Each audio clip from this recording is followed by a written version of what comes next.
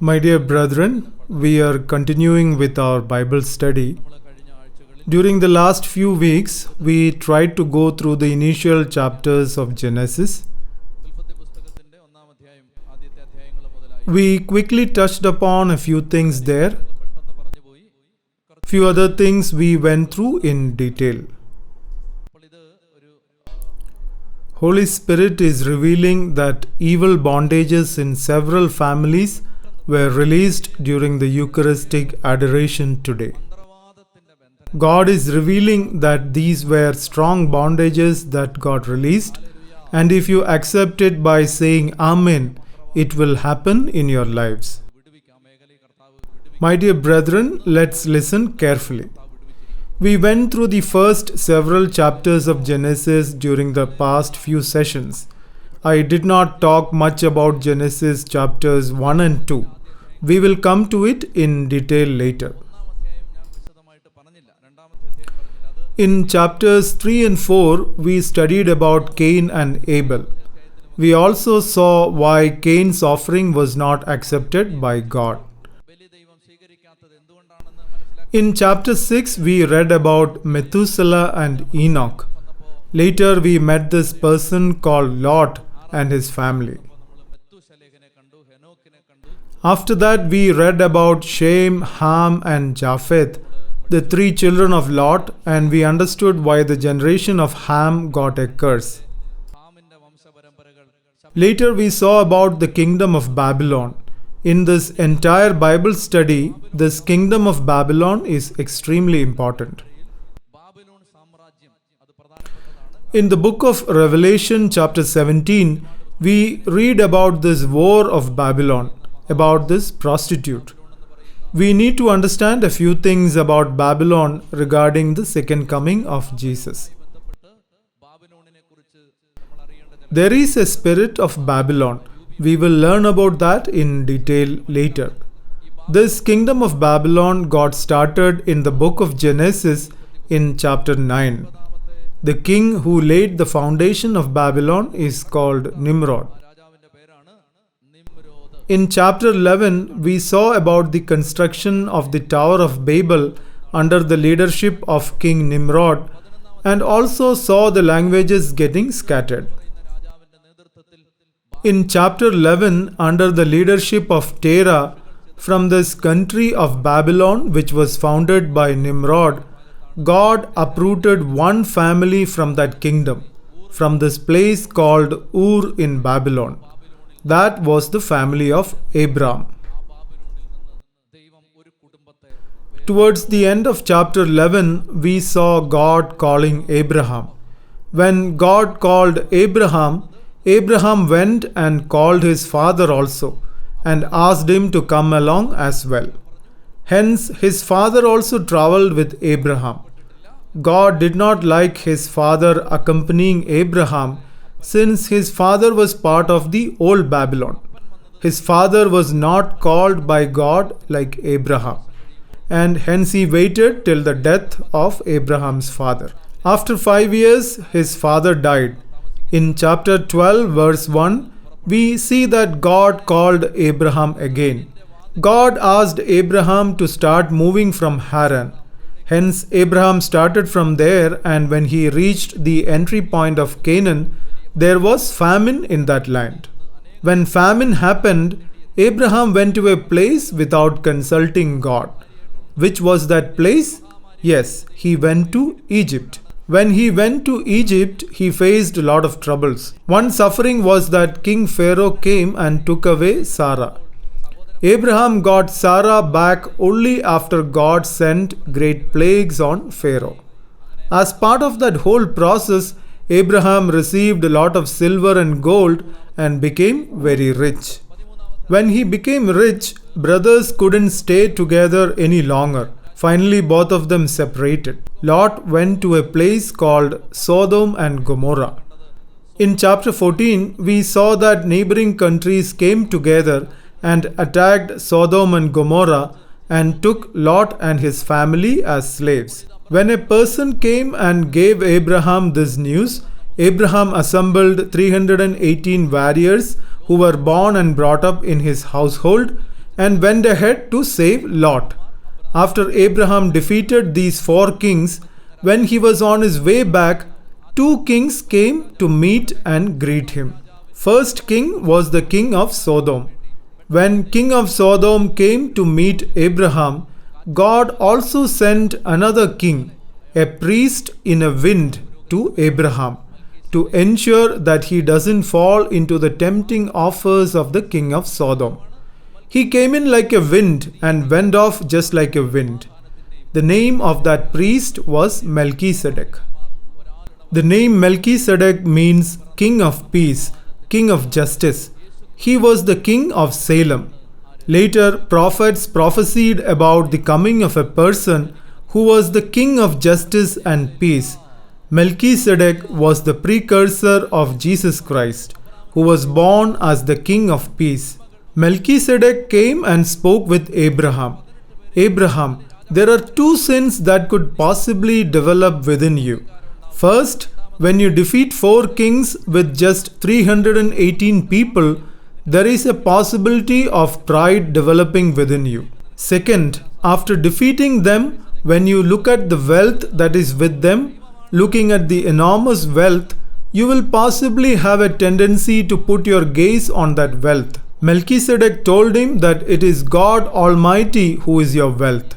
Your gaze should not go away from God to all the wealth that you are seeing in front of you. Second, it was not you who fought and won the battle. It was God Most High who gave them into your hands. It was not your ability that won the battle. So Melchizedek saved Abraham from 2 dangers. This is what we understood there. After that, we saw Abraham bringing a complaint before the Lord. My God, I do not have a heir born of my own blood. The servant of my household, Eliezer, is the heir of my household and will inherit all my wealth after I pass away. There is no one born of my bloodline. Hence, what reward are you going to give me, my Lord? God said, you will have a son born from your own bloodline. God gave a vision to Abraham, like the stars of the sky, like the grains of sand. I had talked about this earlier. A nation who walks keeping their gaze on the earth, and another nation who walks keeping their gaze on heaven. So Abraham had these 2 types of children. One was the people of Israel or Jews, and second was the people of the new Israel or the church.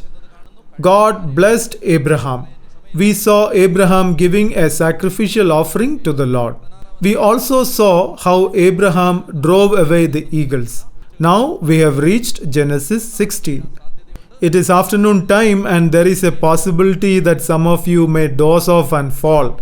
More than your sleep, I am worried that you will fall on our floor tiles and will break it. So do not fall on it. Hallelujah. Genesis chapter 16. Abraham didn't have children from his wife Sarah. What did Genesis 15 say? You will have a child out of your own blood.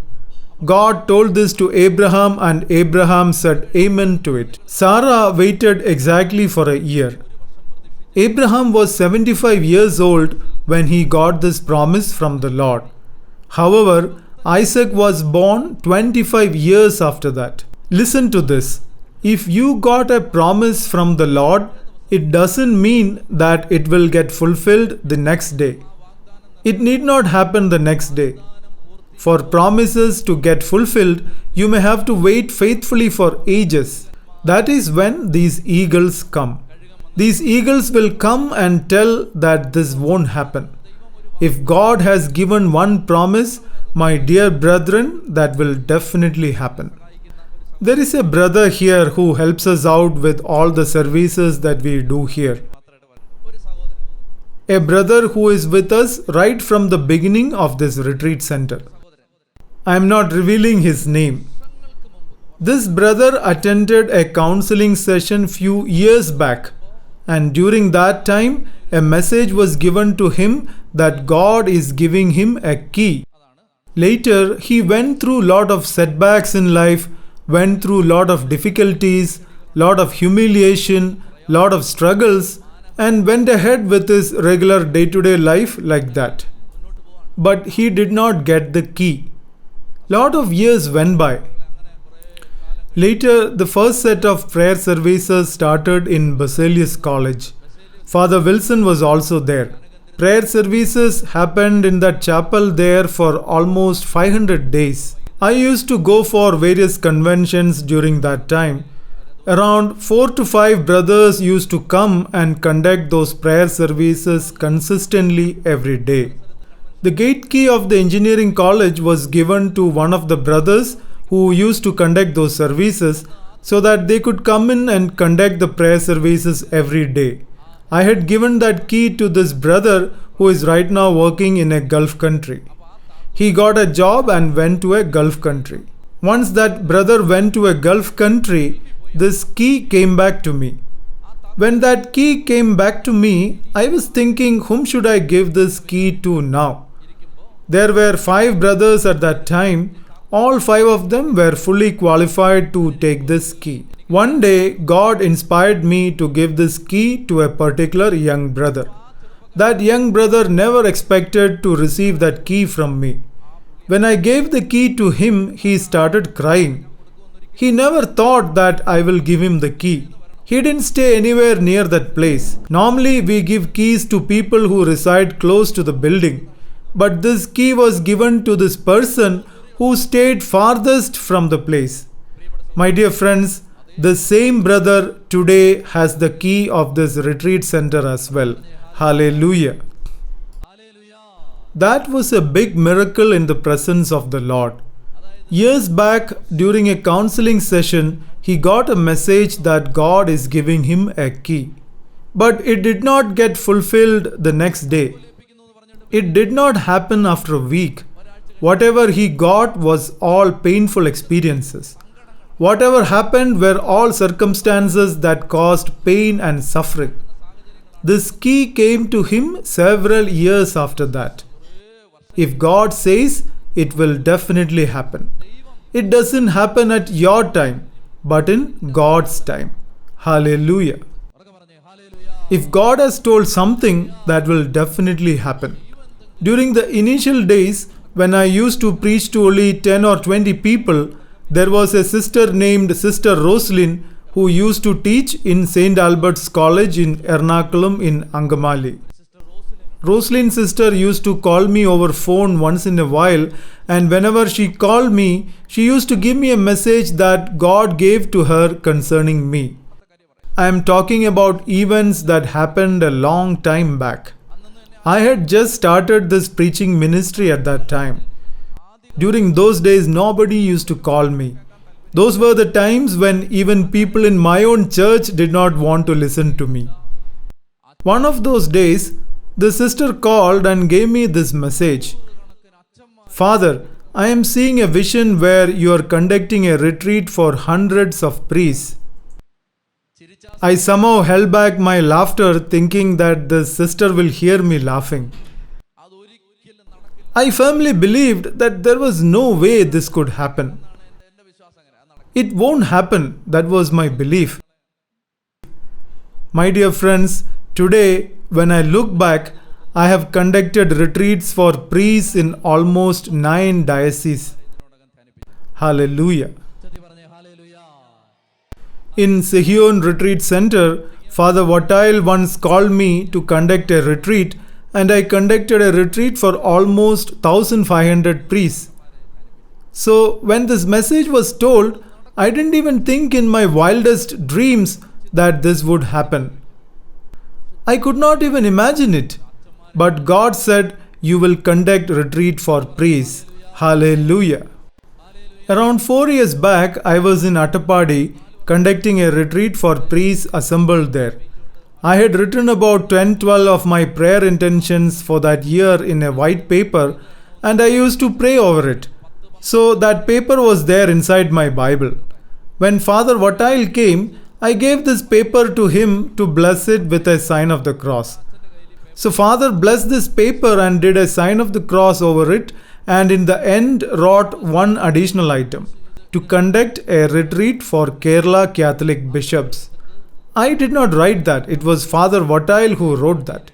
to conduct a retreat for the Catholic bishops in Kerala. I was thinking why this need to be written unnecessarily. We just need to pray for my intentions, right? I was thinking like that in my mind. After that, Father blessed this paper and gave it to me.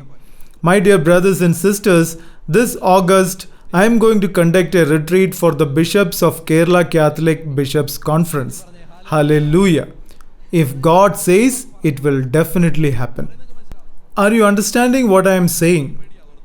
Even now I am a bit afraid thinking about all of that. If God says something, it will definitely happen. Say Amen. Say Amen. This book has everything that the Lord has said. Last First Friday, a service was conducted in Vettagad Church. A father and mother who is here right now had attended the service that day. There was a particular sorrow in their family.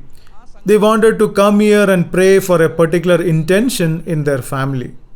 They had a difficulty like that in their heart. They had a person in mind and they wanted this person to come here for prayer. There was no possibility that he would come here. You couldn't even talk to him about that. In a normal scenario, this would never happen. After hearing the word of the Lord in that church in Vettagad, this father and mother took a decision. They decided to read the Bible every day without fail. Every day. They took a decision like that.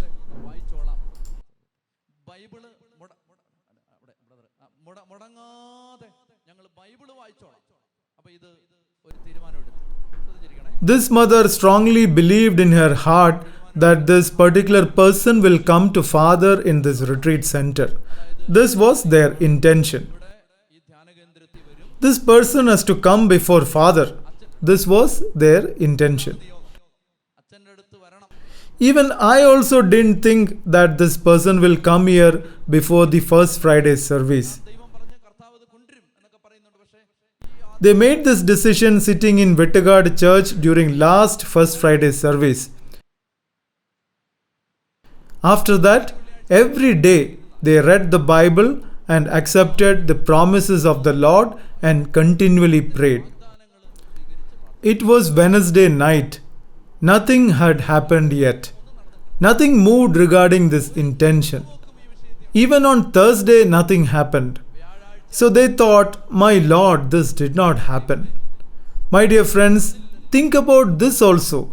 Even if these people had brought this person to this retreat center, there was no guarantee that I would be present here at that time. That is another issue. You need to listen to this. Yesterday afternoon, this person came here, listened to the word of God sitting here, and went back after that. Hallelujah.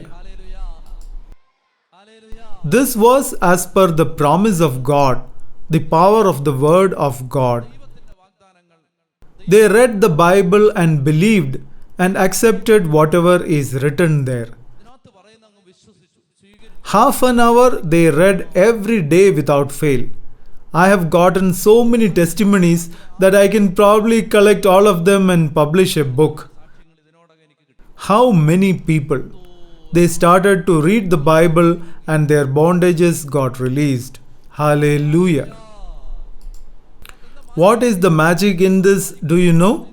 There is no magic in this. When you read the Bible, the reader will believe something that is written there. That is for sure. That is the secret behind that.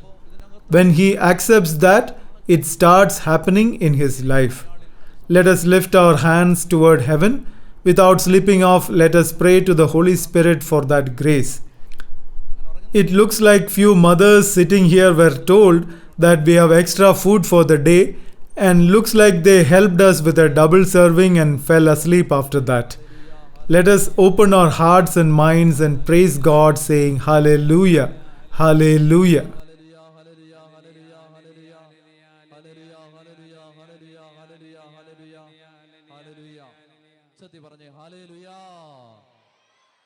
God told Abraham that he will have children. He was 75 years old at that time, and he had to wait for another 25 years before the promise got fulfilled. So let us not be burdened thinking that the promises that we received yesterday did not happen today. If God has told something, it will definitely happen. My dear friends, but the eagle came at that time. Even though Abraham drove away the first eagle that came, he could not identify the second eagle that came in the form of Sarah. Sarah is making a statement here. God has not given me the blessing to bear children. That was not a statement in the right spirit or faith. That is the opposite of whatever God had told. I am going to tell a very important insight, so listen to me. This eagle will come and will tell the exact opposite of what God has already told. God will say that this will happen. Devil will say that this will not happen. The example is there in Genesis chapter 3. Towards the end of chapter 2, God told, "Do not eat of the fruit of the tree of the knowledge of good and evil, and if you eat it, you will die." In the first part of Genesis 3, devil comes and tell that you will not die. God said you will die. What did Satan say? Satan said you will not die. This is the trickery of Satan.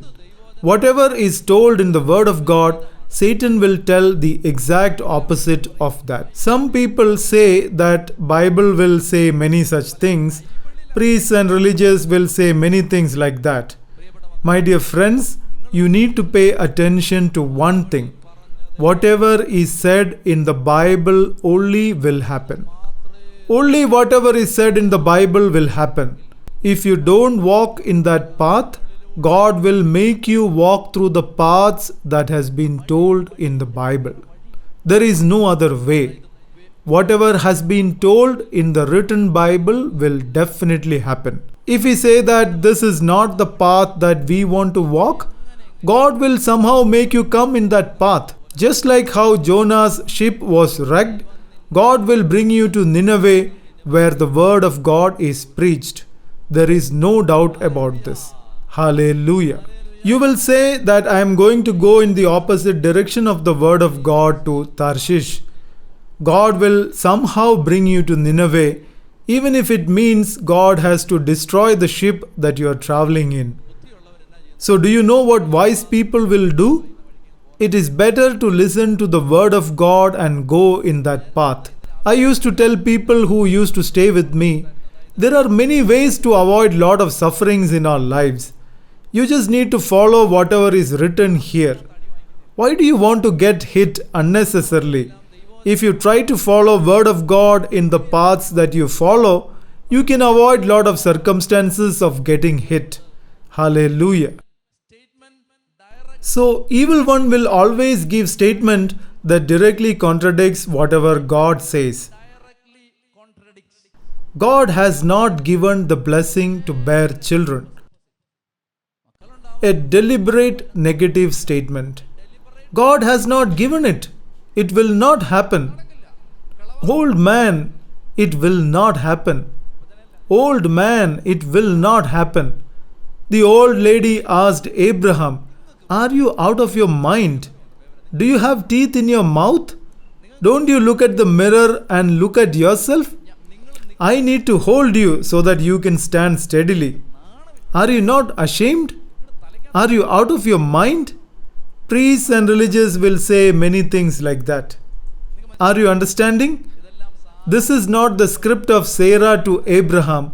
This is the dialogue that happened in your families. Are you understanding? They will all tell many things like that. You should not work on Sundays. Priest has no other work, right? He will tell many things like that. My dear brethren, Satan will tell the exact opposite of whatever God says. Look here, how happy we were in chapter 15. In chapter 16, we suddenly became sad. Sarah is telling that God has not given me this blessing to bear children. So Sarah is saying, "Dear old man, I will tell you one thing very calmly. There is a very young, sprightly girl at home. Her name is Hagar. Do you know where did they get her from? From where? All this destruction started from there, from Egypt. There is a slave girl at home whom they got from Egypt. She is walking in an enjoyable mood. So Sarah told Abraham, "Let me tell you one thing. Children will be born. It is definitely true. This is definitely true. But not from me. Look here. Sarah thought that she will help God. Poor God. Let me help him in some way, right?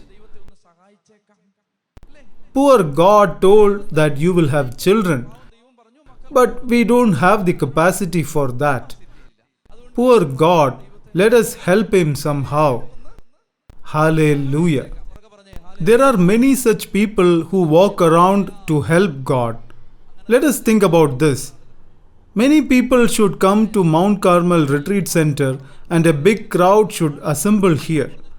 God has given this promise that this hill will be fully filled with large crowds of people. That is a promise given by God.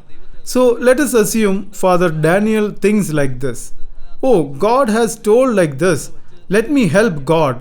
So tomorrow I will put a drawing of Jesus in Holy Eucharist and will call all of you here and say, "Oh, look, there is a big miracle here, a huge miracle."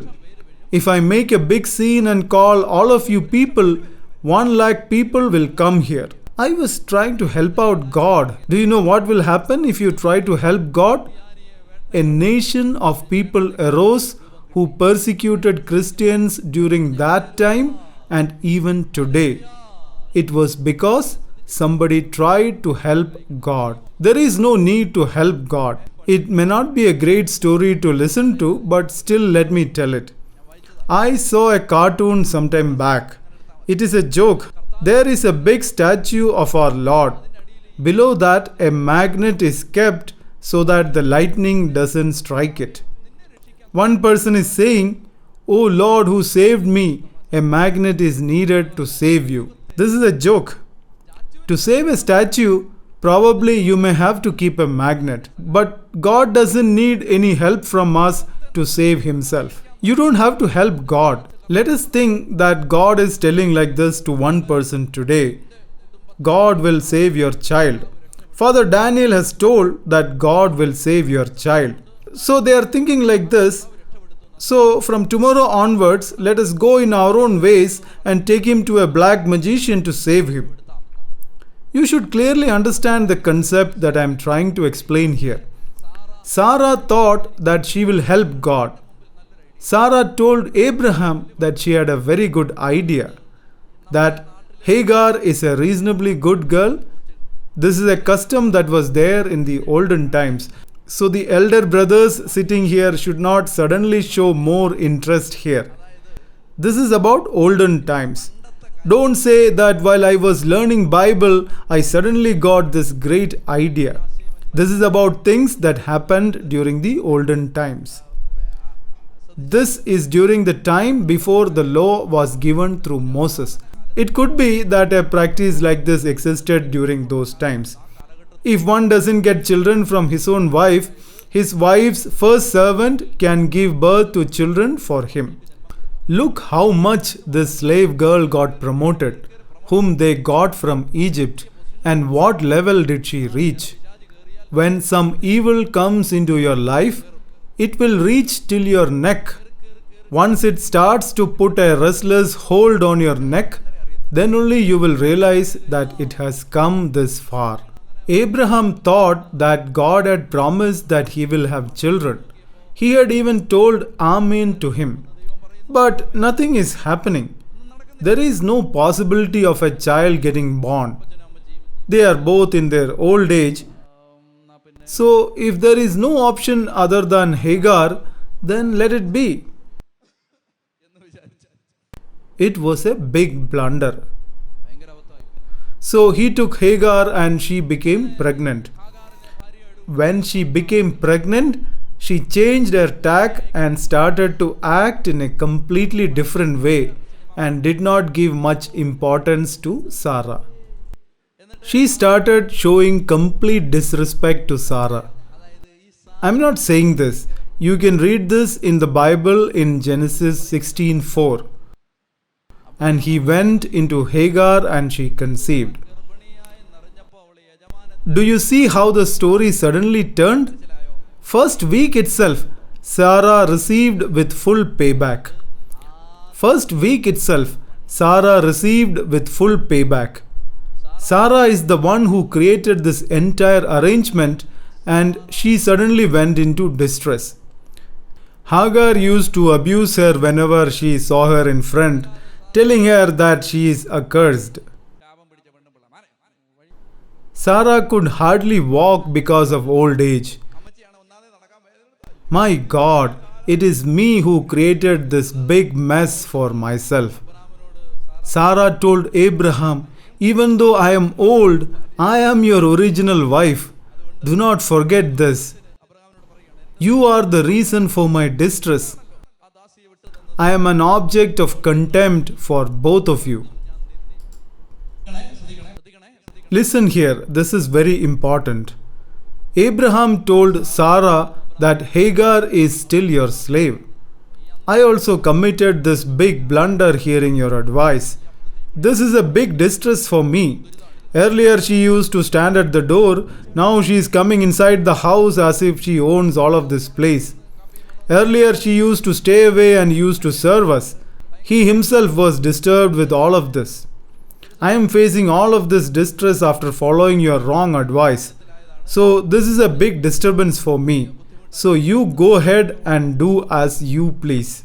My dear friends, from this first paragraph, this is what God wants to tell us.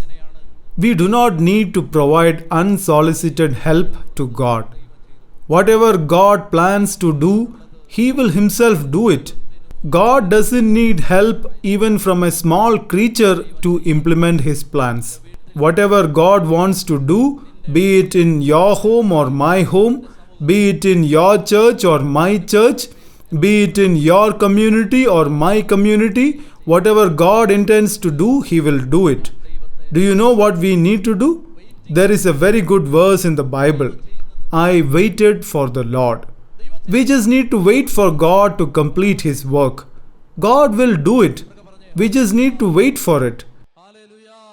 Prayerfully wait for it. God will do it. I am going a bit faster due to lack of time.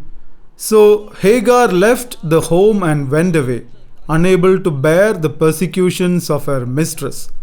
Let us stand up. We will do a quick prayer now. It became more like a mother-in-law versus daughter-in-law conflict, and it became unbearable for Hagar. I don't have to explain too much about this to you folks since you already hold a PhD in that area. You know very well how to persecute a person. So just think of the scenario at home. Because of too much difficulties, daughter-in-law went away from home. Because of the difficulties, servant girl went away from home. She took a very positive decision. There is no point in staying here any longer. This old lady will continue to persecute me and could potentially hit me as well. You never know from where the attack will come. It is better to escape from here. She thought like this. She was a pretty bold lady and God helped her because of that. She did not commit any mistake. She was asked to go to Abraham and become like his wife. She was a slave girl and did exactly as she was commanded. She did not know anything.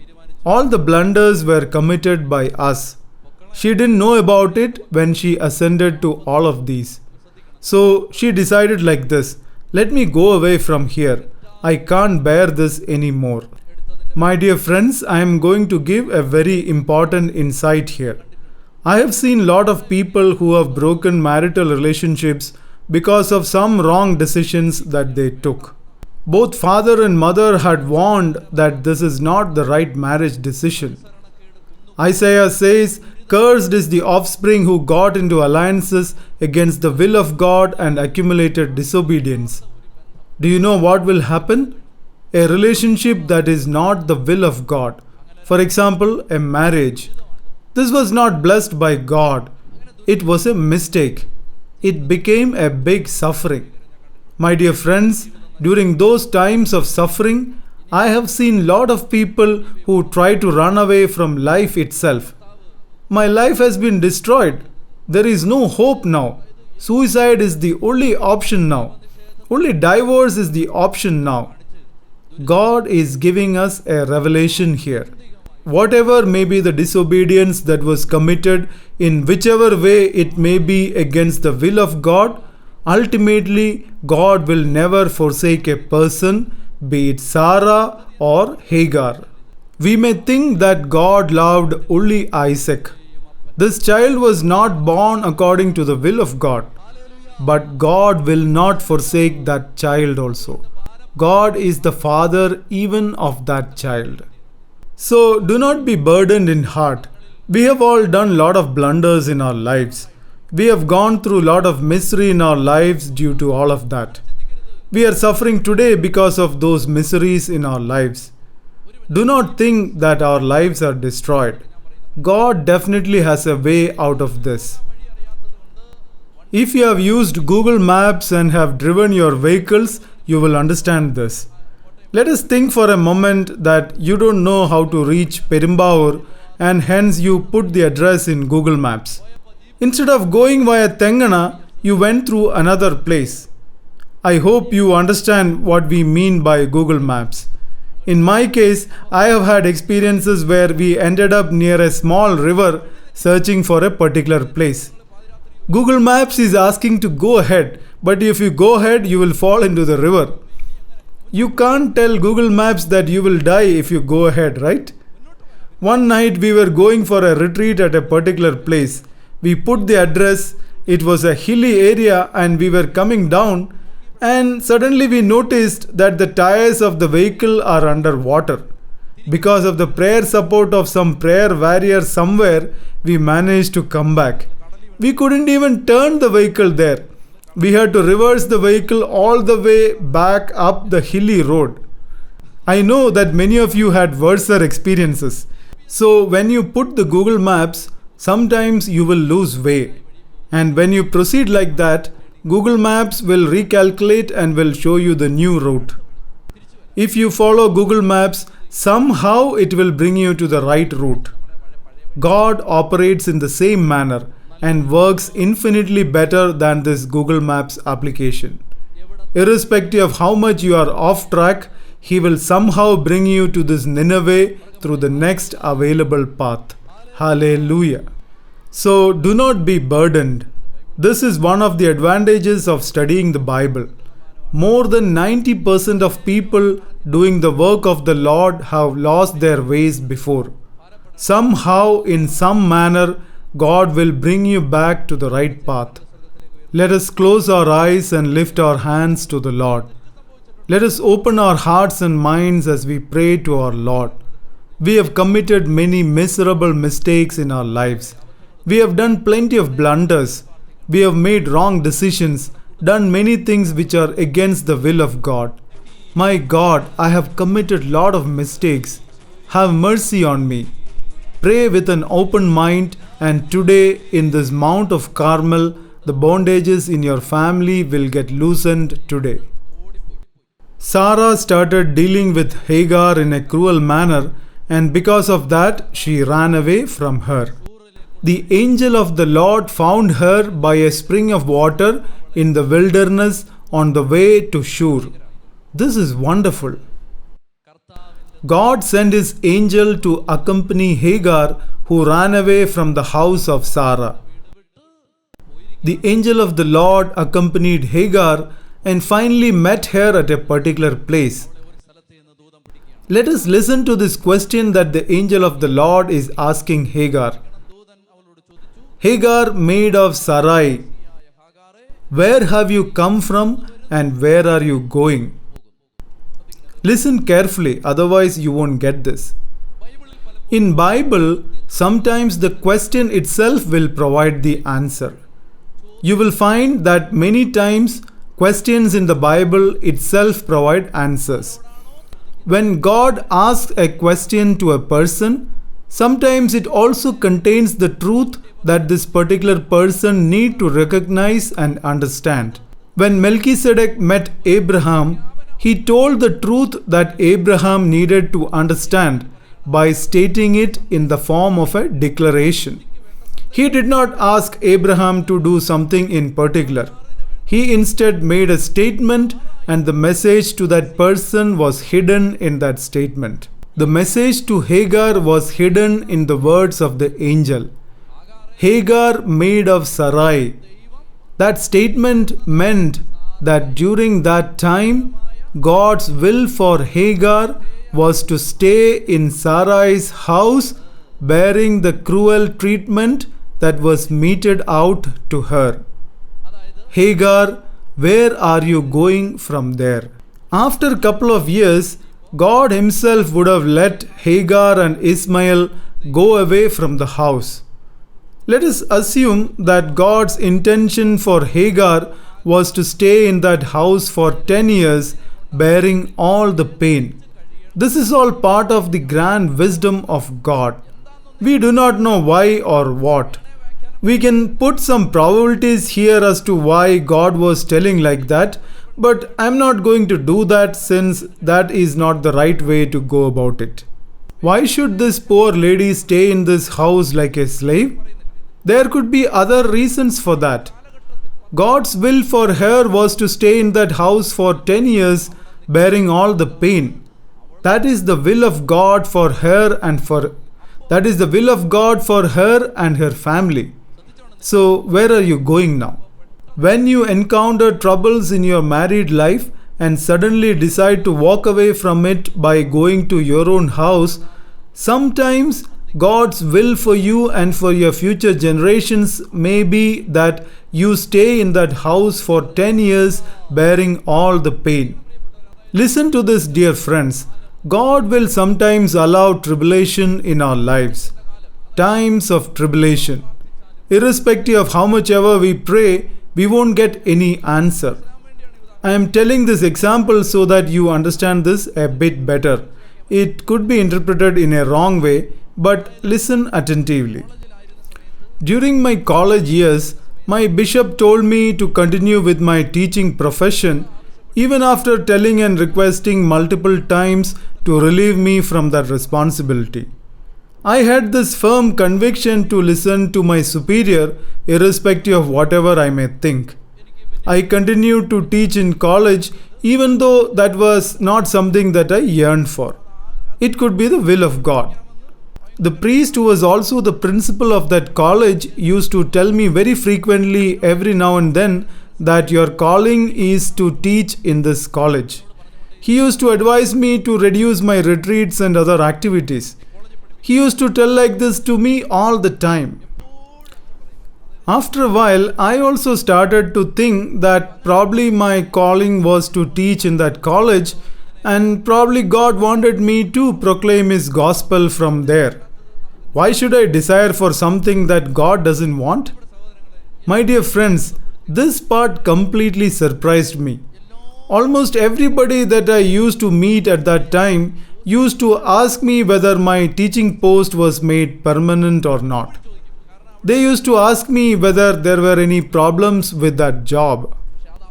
Everybody knew that there was a vacancy in that college for an English teacher, but that was not getting approved. People used to ask about it all the time, and I used to feel a bit ashamed about that.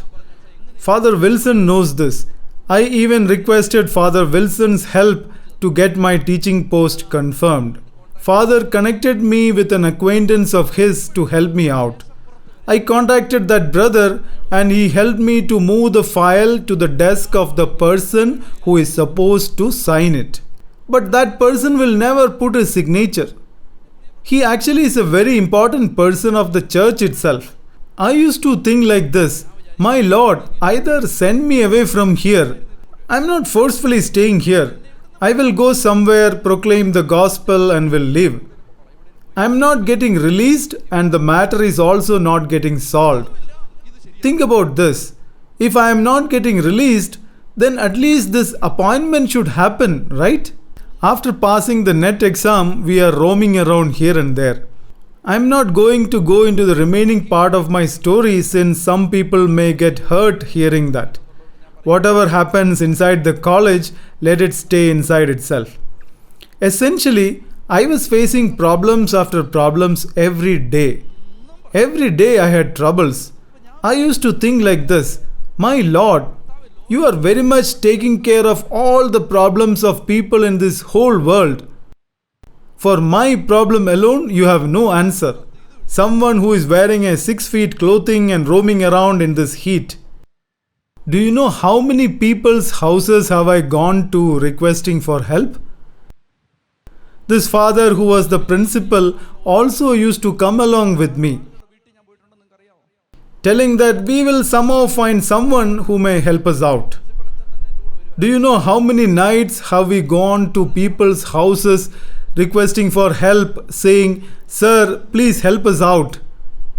Now I am feeling ashamed of all of that. I was trying to help God. "Sir, please help us." Everybody said yes. "I will get it done immediately." That was the standard answer. Finally, the file reached the place which I mentioned before. When he takes the pen to sign it, suddenly he gets a sneezing allergy and will decide not to sign it that day. Today doesn't look like a good day, so let me not sign it then. My God, days passed like this. I was thinking that I will become really old by the time this comes through. I was also not sent away from college. I shared this problem of mine with several people. I have told it to people occupying topmost posts. Nobody was able to untie this knot. I have shared this with top deliverance service leaders. Will you help to untie this big knot so that the signature somehow is put on that? Irrespective of all the deliverance prayers, this knot was still there. Listen to this. I am going to tell a very important insight. All the biggest deliverance prayers did not help to untie this knot. Hallelujah. During those days, God talked with me through one person. That person told me that I was not fully ready yet for God's ministry. It was not for that signature. It was about this person. That person was seeing a vision like this while praying for me. When we drill through a big rock formation and finally reach the bottom part of it, we receive what is called kanmadam or mineral wax. That is the medicine that we receive from the bottommost part of a rock formation. So I was told that the drilling process to reach that part of mine was still in progress and that some more drilling had to happen. So the drilling went on, and finally when it reached the final part, when something good was ready to come out, my bishop called me and told me to go out and proclaim the gospel. It did not still end there. Only a little part had come out, and hence the drilling process had to go on still. That was a big revelation for me. There are days when God allows tribulations to happen in our lives. These knots won't go away irrespective of how much ever deliverance prayers we do. Listen to this. You won't get this teaching in any of the retreat centers. You will receive it only from here. All problems in your life won't go away. Hear this. It will go away, but not at the time you think it will go. Don't think that it will go away today. Some cases will go away. Few of them God will keep there. Do you know why? Kanmadam or mineral wax needs to come out. That is why Saint Paul said, and to keep me from being too elated by the abundance of revelations, a thorn was given me in the flesh. A messenger of Satan was present so that I don't get overjoyed. All evil spirits will not go away at the time that we want them to go out. God will tell some of the evil spirits to stay there. Stay there for 10 years. Do you understand? Essentially, what I am telling here is this. Just after 4 days, do not run around telling that it is not working out. Do you know what this retreat center is going to teach you? It will teach about the grace to tell hallelujah even when the knot doesn't get untied. Hallelujah. In some cases, the problems will go away only after 2 years. I am teaching you the right thing. Even if you don't come next week, it is still fine. Let me still tell you the right thing. Hagar, go back to where you came from. Turn back and go. This is the depth of the word of God. The angel of God did not build a house for Hagar right in the middle of the desert. The angel did not give her a water connection or set up a few crows to give her food. The angel did not get a few people to take care of the needs of Hagar and did not stand there ensuring her security. He asked her to go back to the place where she came from. My dear children, you should all know that there is a God in the Bible who talks like this. Hallelujah. When your daughter comes home running away from her family, you should be able to tell her to go back. Go back to the place where you were married to. At the gates of Shur, when you meet your Hagar, your daughter, you should be able to tell her, go back to the place where you were married to. Hallelujah.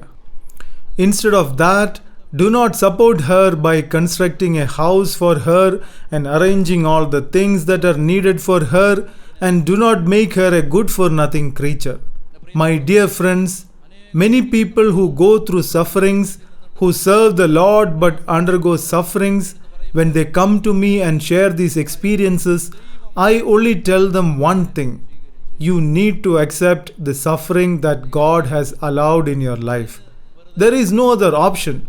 Do not take up a 21-day fast to get that removed from your life. How many bananas can you eat during those 21 days? You will have good health. This will go away only after 2 months. It won't go away after 21 days. Do not waste your time and energy. Hallelujah. I will give you a shortcut. There are a few things inside of us that need to be destroyed. If we ourselves find it and do penance for the same and get those destroyed, we can go ahead much faster. It is one thing to get God to destroy your inner obstacles, and it is another thing to destroy all of it ourselves. Let us assume that God wants us to be more humble. It is one thing to wait for God to make us humble, and it is another thing to humble ourselves before God starts the whole process. There is no need to wreck the ship. We ourselves just need to go to Nineveh. It will be much less work for God. The angel of God asked Hagar to go back the way she came. Do you understand? I talked about a brother named John Paul whose earlier name was Om Prakash. There was a retreat called Esra Meet in Christine Retreat Center. This was basically a retreat intended for those who serve the Lord. John Paul had come there from Dubai to attend the retreat. I suddenly got an inspiration to call John Paul onto the stage. I called him to the stage and gave him the microphone. John Paul talked about his wife Jenna. She had become pregnant but had a miscarriage in the first couple of months itself. After that, they were never blessed with a child till date. Do you know how he ended his testimony? He said, "If God gives both me and Jenna a child, we will praise Him saying Hallelujah. Even if He doesn't give, still we will praise Him, hallelujah. If He gives children and takes them back, still we will say hallelujah. This is what is called Christian living. Praise God, hallelujah, when He gives children. Praise God, hallelujah, even if He doesn't give children. Praise God, hallelujah, even if He takes back children whom He gave. It is absolutely at a different level. So angel told Hagar, you need to stay in that place for a couple of more months. Where are you going right now? Return back to the place from where you came from. Some sufferings God doesn't give, but He allows in our lives. God doesn't give, but He allows it to happen. God allows this suffering. Let that suffering stay there for 3-4 years. I know a lot of people who came to me whose children went into wayward relationships. Few of those people are serving the Lord today in this Mount Carmel retreat center. Some of them have shared this very happily with me. That day, when my child went into this wrong relationship, because we came here with lot of pain in our hearts, we received our good Lord into our hearts. Those couple of years, they went through terrible pain and distress. Do you know what is the state today? Those children got very well settled in life, and these people reached the ways of our good Lord. So angel of the Lord told Hagar, go back to where you came from. She told, I am fleeing from my mistress Sarai. The angel of the Lord said to her, return to your mistress and submit to her. Listen to this word, submit to her. This is a very good word. Have this mind among yourselves which was in Christ Jesus, who, though He was in the form of God, did not count equality with God a thing to be grasped, but emptied Himself, taking the form of a servant, being born in the likeness of men, and being found in human form, He humbled Himself and became obedient unto death, even death on a cross. Therefore God has highly exalted Him. Whichever may be the place where God has kept us under an authority, we should submit ourselves to that authority. The best value that you can cultivate is to have submission to authority. Bishops need to submit to the Holy Father. Priests need to submit themselves to bishops. People under the authority of priests need to submit themselves to him. Wife need to submit to her husband. Need to submit to authority. That is a great value. I talked about another nation of people earlier. God gave them a lot of material blessings in their lives. Do not misunderstand me. I need to be very careful when I talk about it. Nowadays, people cut out bits and pieces and put it on WhatsApp and Facebook, and I get immense amount of criticism from there. Whom should I complain to? People are very good at hurling the choicest of abuses at me. Whom should I complain to? If I tell something, they just cut that part alone and will publish it somewhere. Can I stop talking because of that?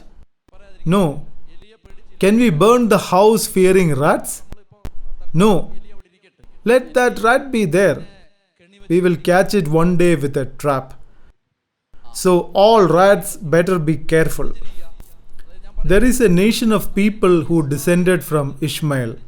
I have no problem in stating it. As per Bible, it is not a nation that was formed as per the will of God. They have done innumerable harm to God's people.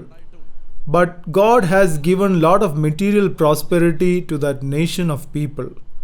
That nation of people is very prosperous. One of the reasons for that is mentioned here.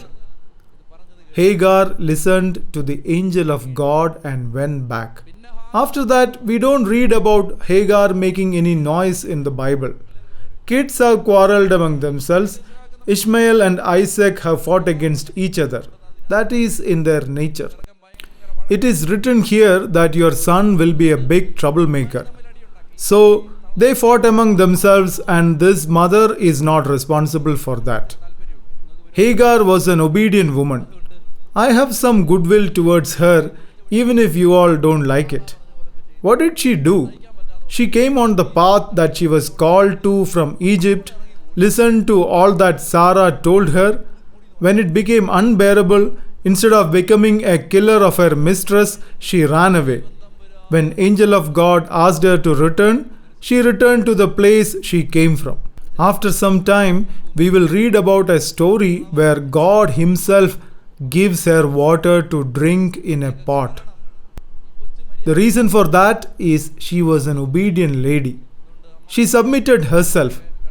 All the fathers and mothers and all those who serve the Lord should listen to this. You need to submit yourself. Do not become too proud. Need to listen. Need to come down. When you do that, your generations will become blessed. Hallelujah. The angel of the Lord said to her, "Return to your mistress and submit to her." The angel of the Lord also said to her, "I will so greatly multiply your descendants that they cannot be numbered for multitude." And the angel of the Lord said to her, "Behold, you are with child and shall bear a son. You shall call his name Ishmael, because the Lord has given heed to your affliction.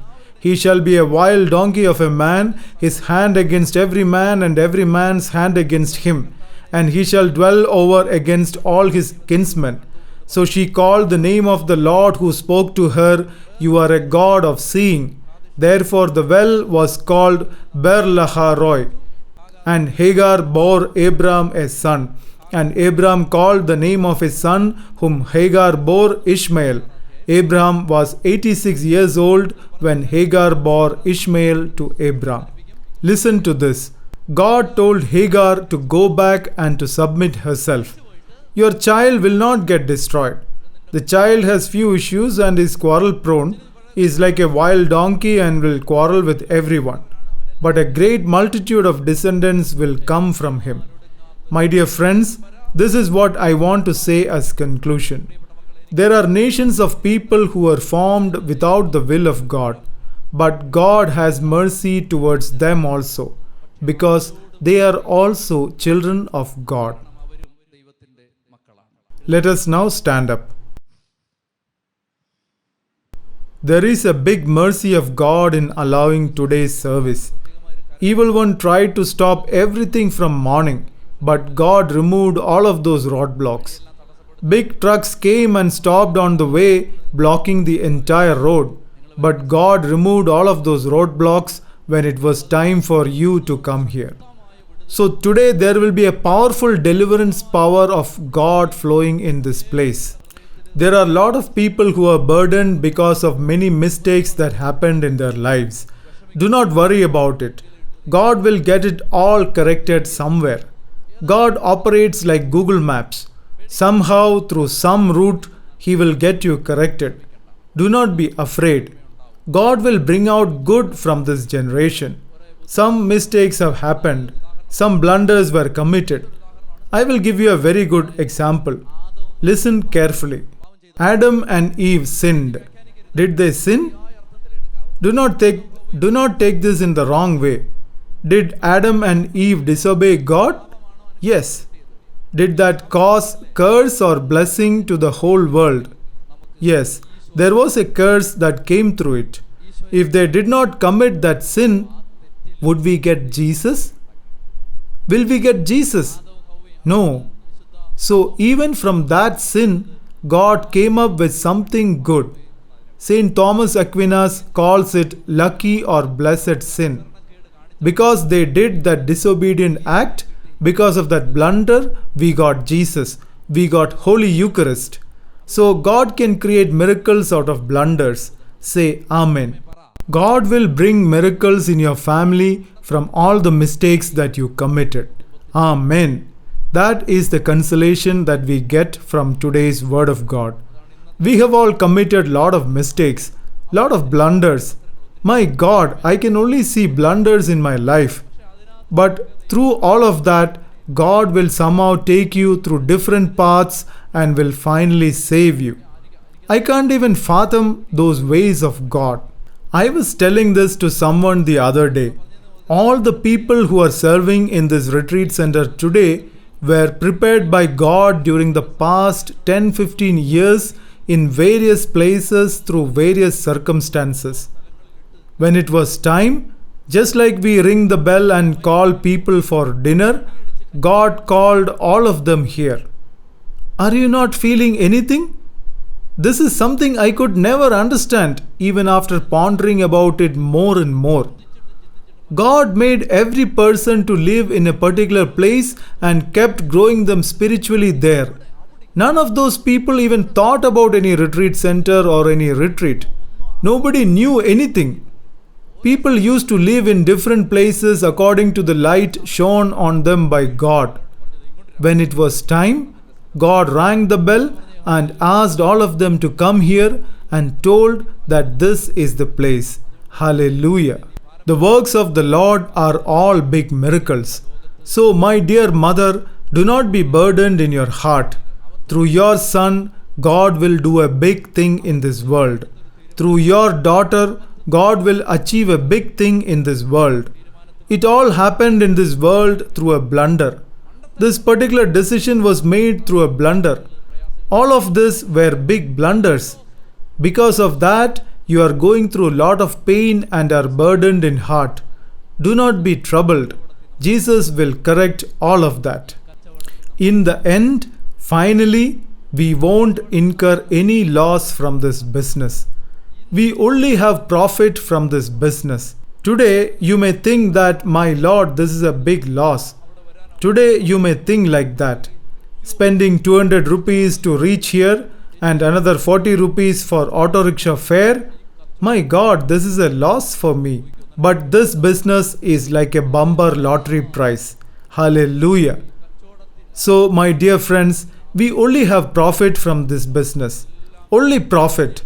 In the end, finally, when we tally all of this expense and draw a line in the end to calculate the net balance, looking at that figure that comes up there, you will bow down your heads and will cry. You only have profit out of it. Hallelujah. The eagle will fly down and will tell that this is a loss for you. It will tell that this is a loss-making business. But in the final calculation, it is extremely profitable for you and for your generations to come. So let us go near the paths of the Lord. He will correct everything. Everything. Do not worry. Do not cry after waiting for just 10 days. God will correct everything. Everything.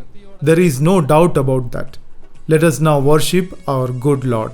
Hallelujah.